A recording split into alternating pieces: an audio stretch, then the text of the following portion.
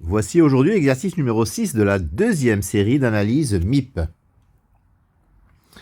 Alors, cet exercice est le suivant. Pour n appartenant à grand N, on définit l'intégrale IN, c'est intégrale de 0 à pi sur 2 de sinus puissance nx dx. Première question, démontrer que pour tout n appartenant à grand N, IN est égal à l'intégrale de 0 à pi sur 2 de cosinus puissance nx dx. Deuxième question, démontrer que la suite IN est décroissante. Troisième question, établir que pour tout n appartenant à grand N, n plus 2 IN plus 2 égale n plus 1 IN. Quatrièmement, montrer que pour tout P appartenant à grand N, I indice 2P c'est factoriel de 2P sur 2 puissance 2P factoriel P au carré fois pi sur 2, et I 2P plus 1 égale 2 puissance 2P factoriel P au carré sur factoriel de 2P plus 1. Cinquièmement, montrer que n plus 1 IN plus 1 IN est égal à pi sur 2. Sixièmement, montrer que IN plus 1 sur IN est compris entre n plus 1 sur n plus 2 et 1. En déduire que IN plus 1 est équivalent en plus l'infini à IN. Et enfin, septièmement, montrer que IN est équivalent à racine de pi sur 2n en plus l'infini. Alors, la première question. IN, c'est intégrale de 0 à pi sur 2 de sinus puissance nx dx. On effectue un changement de variable, on pose u égale pi sur 2 moins x, ce qui revient à x égale pi sur 2 moins u. Donc du, c'est moins dx. IN devient intégrale de pi sur 2 à 0, parce que pi sur 2 moins 0, ça fait pi sur 2, et pi sur 2 moins pi sur 2, ça fait 0. Donc de pi sur 2 à 0, de sinus puissance n de pi sur 2 moins u fois moins du. Alors, le moins qui est devant le du permet de retourner les bornes de l'intégrale, ce qui donne l'intégrale de 0 à pi sur 2. Sinus de pi sur 2 moins u, c'est cosinus u, donc c'est cosinus puissance nu du. Voilà, donc IN, c'est aussi l'intégrale de 0 à pi sur 2 de cosinus puissance nu du. Deuxièmement, nous allons montrer que la suite IN est décroissante. On calcule IN plus 1 moins IN et ça doit nous donner une quantité négative. IN plus 1 moins IN, c'est intégrale de 0 à pi sur 2 de sinus puissance n plus 1 x dx moins intégrale de 0 à pi sur 2 de sinus puissance nx dx. C'est-à-dire, en mettant sous la même intégrale par linéarité, intégrale de 0 à pi sur 2 de sinus puissance n plus 1 x moins sinus puissance nx dx. Je mets sinus puissance nx en facteur, ça donne intégrale de 0 à pi sur 2 de sinus puissance nx, facteur de sinus x moins 1 dx. Alors, sinus x est compris entre 0 et 1 quand nous sommes entre 0 et pi sur 2. Donc, sinus puissance nx fois sinus x moins 1 est négative. Donc, par positivité de l'intégrale, l'intégrale 0 à pi sur 2 de sinus puissance nx, facteur de sinus x moins 1 dx est négative. Donc la suite IN est décroissante. Troisième question, IN plus 2, c'est intégrale de 0 à pi sur 2 de sinus puissance n plus 2x dx. Que j'écris, intégrale de 0 à pi sur 2 de sinus puissance n plus 1x fois sinus x dx. Alors, nous allons effectuer une intégration par partie, poser u égale sinus n plus 1x et v' égale sinus x. Donc u égale sinus n plus 1x, quand je dérive, j'obtiens u' égale n plus 1 sinus puissance nx fois cosinus x, et v' égale sinus x, ça donne primitive de sinus uv égale moins cosinus x. Ainsi, IN plus 2, c'est moins sinus n plus 1x fois cosinus x entre 0 et pi sur 2, plus, parce que c'est moins, plus n plus 1 fois l'intégrale de 0 à pi sur 2 de sinus puissance nx fois cos carré x dx. Alors, le terme entre crochets est nul, parce qu'en pi sur 2, c'est le cosinus qui est nul, et en 0, c'est le sinus. Donc ça fait 0 moins 0, ça fait 0. Plus n plus 1 fois l'intégrale de 0 à pi sur 2 de sinus puissance nx facteur de, alors cos carré x, c'est 1 moins sinus carré x dx. Je développe, ça donne n plus 1 facteur de l'intégrale de 0 à pi sur 2 de sinus puissance nx moins sinus puissance n plus 2x dx. C'est-à-dire n plus 1 facteur de, en séparant l'intégrale en deux, in moins in plus 2. Donc in plus 2, c'est n plus 1 in moins n plus 1 in plus 2. Je ramène n plus 1 in plus 2 à gauche et j'obtiens donc n plus 2 in plus 2 égale n plus 1 in, c'est-à-dire la relation qu'on me demandait de prouver. Quatrièmement, je souhaite montrer que i 2p égale factoriel de 2p sur 2 puissance 2p factoriel p au carré fois pi sur 2. Alors, par récurrence sur p, I0, I0, je le calcule avec l'intégrale, c'est l'intégrale 0 à pi sur 2 de sinus puissance 0x dx, c'est-à-dire intégrale de 0 à pi sur 2 de dx, c'est-à-dire pi sur 2. Et la quantité que je souhaite trouver, c'est-à-dire factoriel de 2p sur 2 puissance 2p factoriel p au carré fois pi sur 2, je remplace p par 0, ça fait factoriel 0 sur 2 puissance 0 factoriel 0 au carré fois pi sur 2. C'est-à-dire 1 fois pi sur 2, c'est-à-dire pi sur 2. Donc c'est vérifié pour p égale à 0. Alors, soit p appartenant à grand N fixé, supposons que i indice 2p soit égal à factoriel de 2p sur 2 puissance 2p factoriel p au carré fois pi sur 2. Je vais montrer que si je remplace p par p plus 1, ça marche encore. C'est-à-dire i indice 2p plus 2 égale factoriel de 2p plus 2 sur 2 puissance 2p plus 2 factoriel p plus 1 au carré fois pi sur 2. Alors, i 2p plus 2, c'est 2p plus 1 sur 2p plus 2 fois i 2p. C'est la relation de la question précédente. C'est-à-dire 2p plus 1 sur 2p plus 2 fois i 2p, c'est factoriel de 2p sur 2 puissance 2p factoriel p au carré fois pi sur 2. Alors, 2p plus 1 fois factoriel de 2p, c'est factoriel de 2p plus 1. Je mets 2 en facteur dans 2p plus 2 et je l'adjoins à 2 puissance 2p. Ça fait 2 puissance 2p plus 1. Il me reste p plus 1, il me reste factoriel p au carré, il me reste pi sur 2. Mais j'ai besoin dans ma relation de factoriel de 2p plus 2. Donc je vais multiplier en haut et en bas par 2p plus 2. C'est-à-dire 2p plus 2 fois factoriel de 2p plus 1 sur 2p plus 2 fois 2 puissance 2p plus 1 fois p plus 1 fois factoriel p au carré fois pi sur 2. Ça me donne en haut factoriel de 2p plus 2.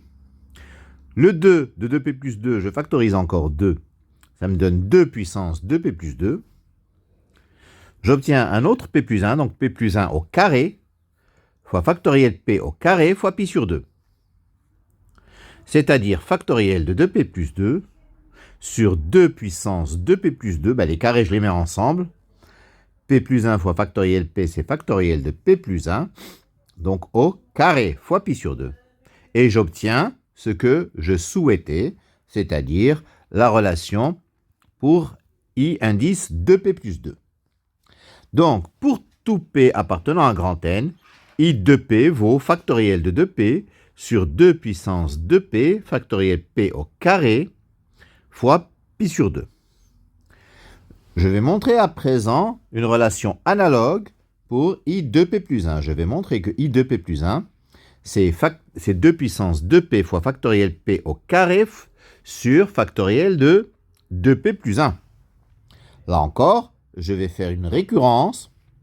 Pour p égale à 0, I1, qu'est-ce que c'est?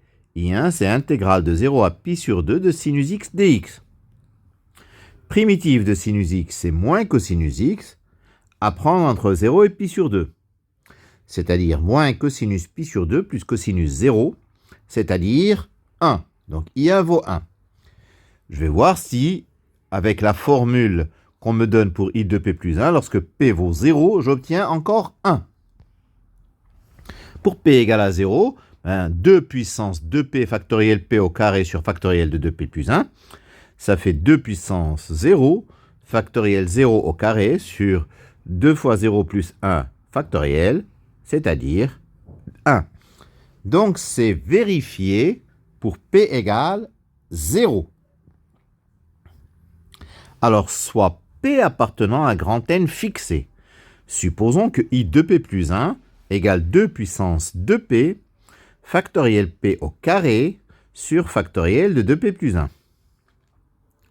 Montrons alors que i indice 2p plus 3, c'est 2 puissance 2p plus 2 factoriel p plus 1 au carré sur factoriel de 2p plus 3. Alors, je calcule, i de p plus 3, d'après ma formule, c'est 2p plus 2 sur 2p plus 3 fois i indice 2p plus 1. C'est-à-dire 2p plus 2 sur 2p plus 3 fois 2 exposant 2p factoriel p au carré sur factoriel de 2p plus 1. Ce qui donne, en multipliant par 2p plus 2 en haut et en bas pour avoir des factoriels en bas, donc 2p plus 2 au carré, 2 puissance 2p factoriel p au carré sur factoriel de 2p plus 3. Donc, je factorise un 2 dans 2p plus 2, comme il est au carré. Ça va me faire 2 exposant 2p plus 2, fois p plus 1 au carré, fois factoriel p au carré, sur factoriel de 2p plus 3. Donc, c'est factoriel de 2p plus 2 fois factoriel p plus 1 au carré, parce que p plus 1, je le mets avec le factoriel p, les deux sont au carré, factoriel p plus 1 au carré sur factoriel de 2p plus 3. Donc, quel que soit p appartenant à grand N, i indice 2p plus 1, c'est 2 exposant 2p factoriel p au carré sur factoriel de 2p plus 1. Je trouve effectivement la relation héréditaire. Voilà. Alors, la question 5, je vais calculer n plus 1 fois in plus 1 fois in. Et je voudrais trouver pi sur 2. Alors, je prends deux cas, soit n égale 2p, soit n égale 2p plus 1. Alors, si n égale 2p, 2p plus 1, i 2p plus 1, i 2p, ça fait 2p plus 1 fois 2 puissance 2p factoriel p au carré sur factoriel de 2p plus 1. Multiplié par i de p, c'est factoriel de 2p sur 2 puissance 2p factoriel p au carré fois pi sur 2. Alors, donc je simplifie le 2p plus 1 avec factoriel de 2p plus 1. Il me reste en bas factoriel de 2p dans un premier temps. Donc j'ai 2 puissance 2p factoriel p au carré sur factoriel de 2p, fois factoriel de 2p sur 2 puissance 2p factoriel p au carré, le tout fois pi sur 2, c'est-à-dire pi sur 2. Maintenant, si n vaut 2p plus 1, donc 2p plus 2, i 2p plus 2, i 2p plus 1, c'est 2p plus 2 fois factoriel de 2p plus 2 sur 2 puissance 2p plus 2 factoriel p plus 1 au carré fois pi sur 2, fois 2 puissance 2p factoriel p au carré sur factoriel de 2p plus 1. Donc, 2p plus 2, je le mets au carré. Je simplifie le factoriel de 2p plus 2 avec factoriel 2p plus 1 qui m'a donné un 2p plus 1 qui reste. C'est pour ça qu'il y a un carré fois 1 sur 2 puissance 2p fois 4. Ça, c'est 2 puissance 2p plus 2 fois factoriel p plus 1 au carré fois pi sur 2. Et de l'autre côté, il y a 2 puissance 2p fois factoriel p au carré. Alors, j'obtiens 4 fois p plus 1 au carré, le premier terme, factoriel p au carré, alors le 2 puissance 2p, c'est simplifié, sur 4 fois p plus 1 factoriel au carré, fois pi sur 2. Alors, p plus 1 au carré fois factoriel p au carré, ça fait factoriel p plus 1 au carré qui se simplifie. Le 4 également se simplifie. Et il me reste bien pi sur 2. Donc dans tous les cas, nous avons que n plus 1 fois in plus 1 fois in vaut pi sur 2. Sixièmement, je sais que la suite in est décroissante. Donc je peux dire que in plus 2 est inférieur ou égal à in plus 1, inférieur ou égal à in. Je divise cette double inégalité par in. J'obtiens in plus 2 sur in à gauche, au milieu in plus 1 sur in, et à droite 1. Mais in plus 2 sur in, puisque n plus 2, in plus 2 égale n plus 1 in plus 2 sur in, c'est n plus 1 sur n plus 2. Donc nous avons bien que in plus 1 sur in est compris entre n plus 1 sur n plus 2 et 1. Mais la limite de n plus 1 sur n plus 2 à gauche, c'est 1. Donc, d'après le théorème d'encadrement ou théorème des gendarmes, nous avons que la limite quand n tend vers plus l'infini de in plus 1 sur in, c'est 1. Et donc, in plus 1 est équivalent à in en plus l'infini. Alors, septième et dernière question. In, je vais chercher un équivalent de in. In, c'est racine de in carré. C'est-à-dire racine de in plus 1 fois in sur in plus 1. C'est-à-dire racine de n plus 1 in plus 1 fois in sur in plus 1 fois n sur n plus 1. Bon, in sur in plus 1 tend vers 1 parce que in et in plus 1 sont équivalents. N sur n plus 1 tend vers 1. n plus 1 in plus 1 égale pi sur 2. Donc, n plus 1 in plus 1, in sur in plus 1, n sur n plus 1 fois 1 sur n est équivalent en plus l'infini à pi sur 2 fois 1 sur n, c'est-à-dire pi sur 2n. Et donc in est équivalent à racine de pi sur 2n. Et ceci conclut notre exercice numéro 6 de la deuxième série d'analyse MIP. Je vous remercie de votre attention.